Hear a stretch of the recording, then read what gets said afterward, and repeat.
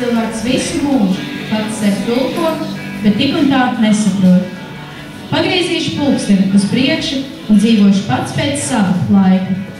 Par 5 vai 10 minūtēm būtu sīka mānīšanās, par 10, 12 stundām. Citiem vēl nakts, man jauna diena.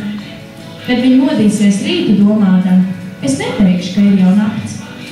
Skrienot laikam pa priekšu, varbūt sakrāšu gadus, ja pulkstenis mani nelodos.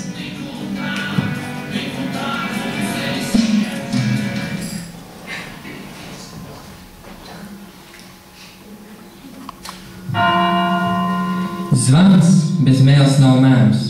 Tikai vajag, kas ieskandi, tad atsauksies. Varbūt zvanam nav mēles tādēļ, lai nevāvaļot, kamēr pašam ausis aizkrīt, lai gaidītu, cerētu un minētu, kurš modinās. Viņš ir daudz neaizsargātāks par tādu, kam sava mēle.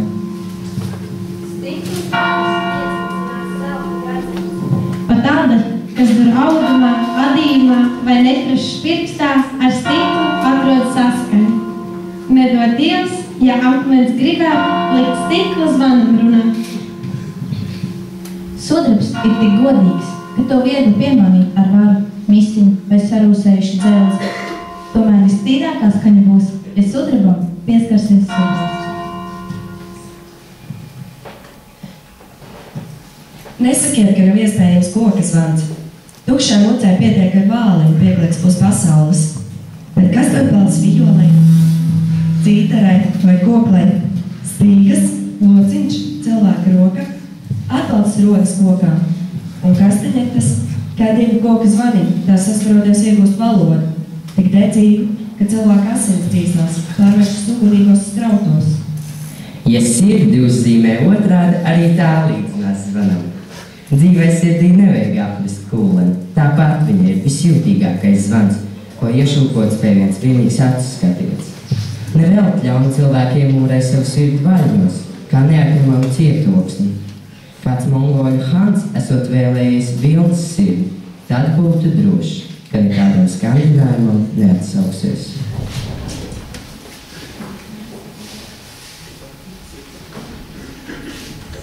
Lampa. Es devu jums, kad dienas gaisma dziest, nāk tās vietā. Iedzem krāslainību pagaldēs, pagultēs, šaurajās praugā aiz skapja, lai ļaudīm nenāktos dirnēt tumsā rokas klētī salikušiem un īsināt laiku nebeidzīgās sarunās. Man patīk logiem priekšā smagi aizskert. No ārpasaules norobežotā telpā cilvēki jūtas drošāk. Kad es to pielēju ar gaismu, skaidri redzams, kas kurš ir. Nekādas šaubīšanās vai pārpratumu, nekāda pamata ķildām vai ķīvņiem. Iespēja ielūkoties apgaismotos logos ir nelabi pavadinoša. Citu dzīve nav kīno, ko var skatīties līdz mielēm, bez sirdsapziņas pārmetumiem. Visjaukāk ir spīdēt virs galda, vakaru galda, kur apaļvēč bērni, stūķiem mutē pankūkas, sarkaniem, dzidriem jāņos žēlēs pilieniem, krītot atpakaļ šķīvi. Mans stars tīnāk sevi tēristu laikus un kafijas garāgus. No smaila šautras pārveznamies mīkstā kunkulī. Ja es, lampa, tik pašaizliedzīgi kalpoju cilvēkiem, man ir tiesības prasīt, lai viņi gādā par mani. Agrāk vajadzēja petrolēju, labu dakti un spodru cilindru. Tagad nevar bez elektrības. Lūdzu maigu mainstrāvu, kuras mainīgumas nejustu, lai tā būtu vienmērīga, bez kaitīgiem kāpumiem un kritumiem.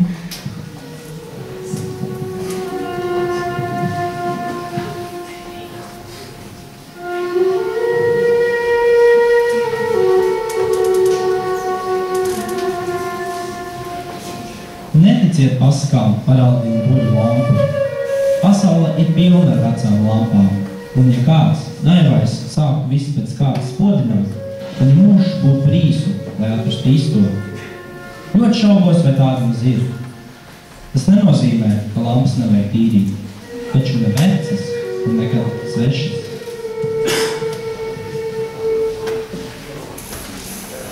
Sveici! Es degu sevī un radu gaismu sev. Ja gribat, tad nākamā gaismā un siltumā. Jā, arī siltumā, jo mana uguns ir dzīve. Es nesaucu, bet pieņemu. Tikai nenāciet ar vēju, man bail no tā. Tumsa mani nebiedē. Ja stipri gribat, ik viens var tumsu kliedēt, izstarojot tik gaišumu, cik pašā ir. Kaut vienu punktu, daudzi punkti kopā, uz gaismu pati. Spožums nav atkarīgs no sveces lieluma.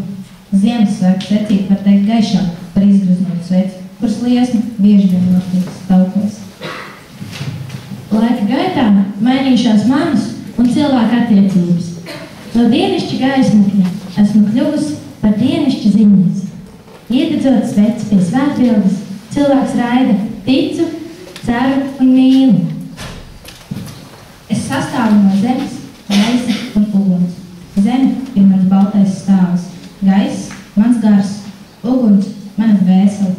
Tā pamet mani tāpat kā cilvēku, izdziesot, tāpēc pavadījusi no šūpuļa līdz kapām.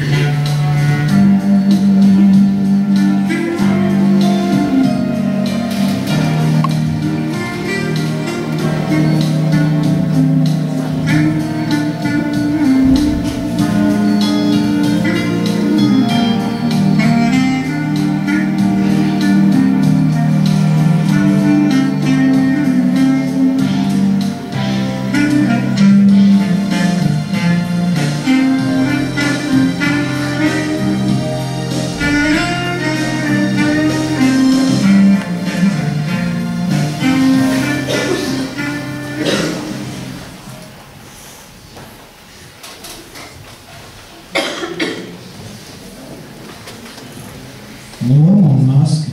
Tas var būt saderīgi, bet arī viena otrai pavisam neatbilstoši. Saderīgās lieto visi un vienmēr, pat neapzinoties, ka izpildu lomu un valkā masku. Neatbilstošās atļaujas reti, jo tad jārēķinās, ka citi apspriedīs, nosodīs, apskaudīs, ka uzdrīkst, ko paši neiedrošinās. Parasti lomai piemeklē masku, bet kā maska ietekmē lomu, ne teātrī, bet dzīvē.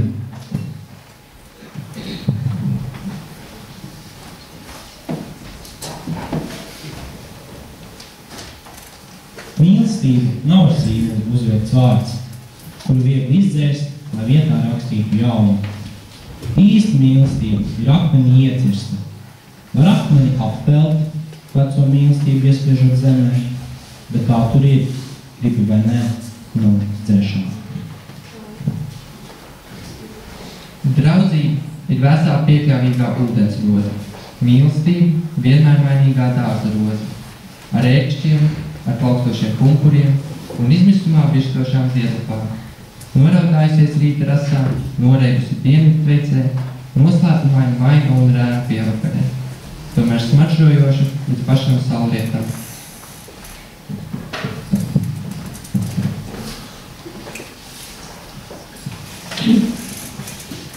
Es gribu tev būt kā maize, neaplūkojumu pa gabalu vai apjūsmojumu nepieskaroties, bet izgaršojumu, izsmažojumu un baudām. Pieminam un kārojam, ja pietrūks kaut vienu dienu. Stipri un laimi, dienišķi un tomēr svēti, kas dod spēku dzīvot. Bet ja nu es esmu tikai pazāru spalvu piemetnieku cepurs, kas grazno, ceļ kā pašapziņu un mazliet reibinu, ja pazust, vai tu pamanītu? Protams, bet vai to līd? Cepuri taču būtu palikusi, panāsāt un pavalojusi. Viss pa vecam, tikai manis nebūtu. Iespējams, tu pat nodomāt, ka šī pazāru spalva bija traucēklis ikdienas skaitās. Man ienāk prātā reize, lai pārbaudītu, vai tev ko nozīmēju. Bet ja nu tu pat nepamanītu, un es jau nevēlos tevi zaudēt, vienīgi gribu tev būt kā maize, nevis pazāru spalva pie cepures.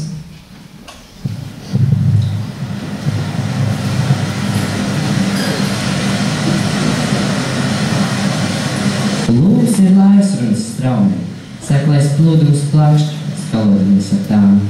Tālāk, skatīties, vēlāk brīnums, kas tikai nav sarunāts. Zemūdens akmeņiem derētu tuvoties prātīgi, bet pamanām jau tikai virs līmeni, pa gabalu redzamos. Apslēptos sajūtam kā triecienu, turpretīm sīkie akmentiņi nekaitīgi uz straumē, caur vārdu ņieru saskatām, gluži vēl roku sasniedzam. Tie mēdz rādīties tuvāk nekā patiesībā, liekot vilties vai atskāt, ka notikusi maldināšanās.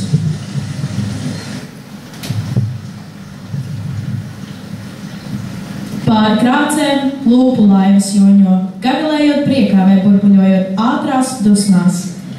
Prieka krācis nes pārgalvīgā straujumā.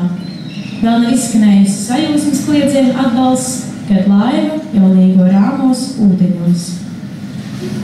Dusmu krācis brīdina šaukoņu, kas arvien tuvojas. Tajā vairs neklausās, metas putās un burbuļos, aizrīs, apdelzās pret akmeņiem, darāt iekos lūpu zobos, piebremzēt, bet par vēlu. Smaidotājs saka, laiva aptinās ap akmeni. Tad vairs nav iespējams tikt prom.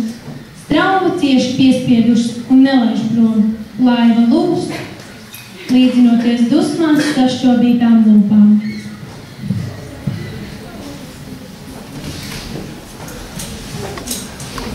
Sasniedz dzīves kalnu virsotni, cilvēks neizdēj pāri, uz otru pusi projām. Nāk atpakaļ, tikai pa citu ceļu. Leņkajot viņš sastops uz bērnus un mazbērnus, kā kalnā ir sāpām. Es māja ar roku un sūta gaisa gluži. Gadās arī, ka novērš, lūpojas uz virsotni vai sāņus un acis ar vecāku acīm nesastopas. Cilvēks apstājas, pastiep roku, grib pieskarties, kaut ko nokārtot vai pielabot, vismaz dot padomu vai paskaidrot. Kas tur augšā sagaidā, bet jaunie jau pagājuši garām. Vēl redzami, bet nesasniedzami. Citreiz atstājas viņu, diemžēl vecāks to nepamanā, jo vēr uz savu ceļu, lai nepakāpšu.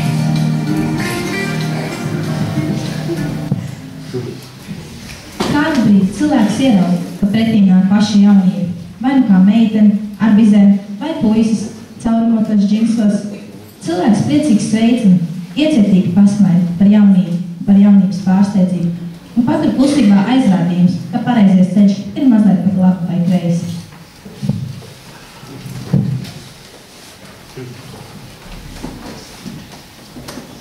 Cits saviebis, pukojas, it kā būtu pamanīts.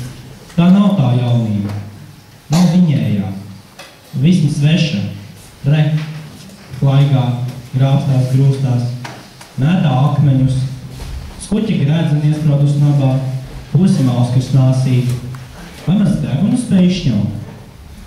Gan jau līdz kalnu gala netiks. Un cilvēks jūtas vecs, ka gribas apsēsties un tepat palikt.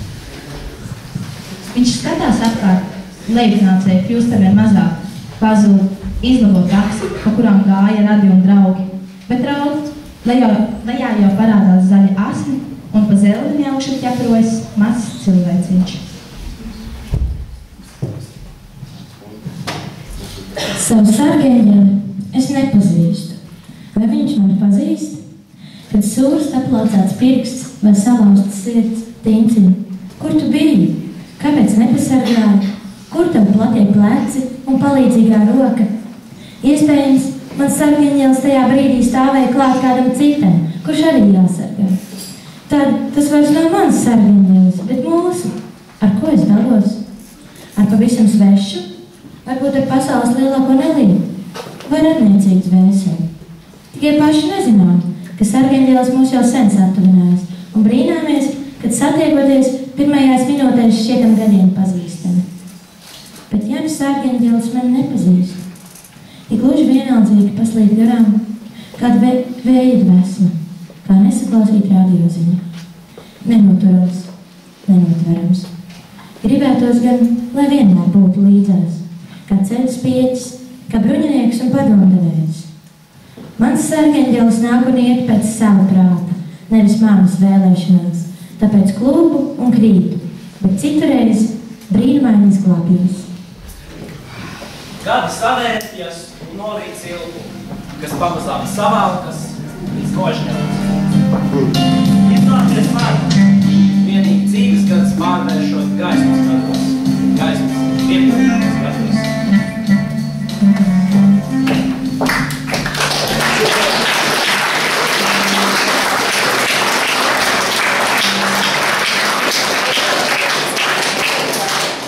Zināms, kurš vai Ēla kā sliktākā, vismaz siltāk pār mājā. Veltīgs ar pēc sirdsapziņas, ja nav siltāk. Indēvišķi sīk, bieži vien aizspējas priekšā galvenajam. Kustība nozīmē augšana. Klusums ir pilns mūzikas. Klusumā sāk skanēt vēsta. Nekad nepietiek laika, lai pateiktu visu.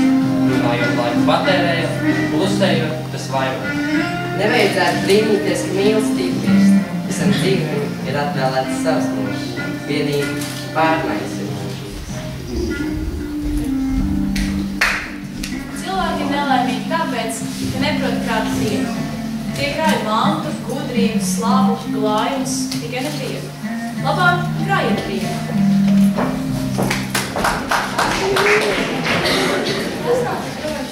Nekas nav tas nedrošs, cerīgi. Kā nepārvēršas būs, bet nav zināms patiesības. Diena. Tā nekad nav bijis. Ar laiku tikai aizbildinās, jo cilvēkam vienmēr pietiek laika izdarīt to, ko viņš tiešām